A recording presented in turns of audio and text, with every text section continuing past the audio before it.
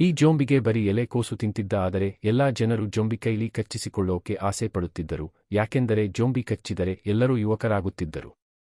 ಒಂದು ದಿನ ಜೋಂಬಿ ವಾಶ್ರೂಮ್ನಲ್ಲಿ ಇತ್ತು. ಅಲ್ಲಿ ಮುದುಕ ಜೋಂಬಿಯನ್ನು ಓಡಿಸಲು ಪ್ರಯತ್ನಿಸಿದ. ಆಗ ಜೋಂಬಿ ಆ ಮುದುಕನಿಗೆ ಕಚ್ಚಿತು. ಮಾರನೆಯ ದಿನ ಆ ಮುದುಕ ಯುವಕನಂತೆ ಕಾಣುತ್ತಿದ್ದನು. ಅವನ ಬಿಳಿಯ ಕೂದಲೆಲ್ಲ ಕಪ್ಪಗಾಗಿ ಹೋಗಿತ್ತು. ಎಲ್ಲ ಮುದುಕರು ಅವನಿಂದ ಉರ್ಕೋತಿದ್ದರು. ನೀನು ಹೀಗೆ ಆಗಿದೆ ಎಂದು ಕೇಳಿದರು.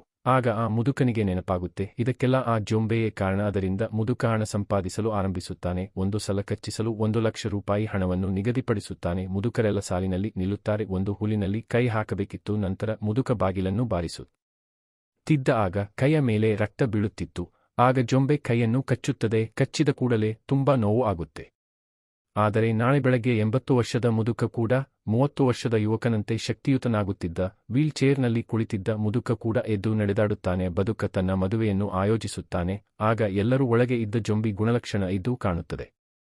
ನೆಕ್ಸ್ಟ್ ಪಾರ್ಟ್ಗಾಗಿ ಸಬ್ಸ್ಕ್ರೈಬ್ ಮಾಡಿ, ಕಮೆಂಟ್ ಮಾಡಿ.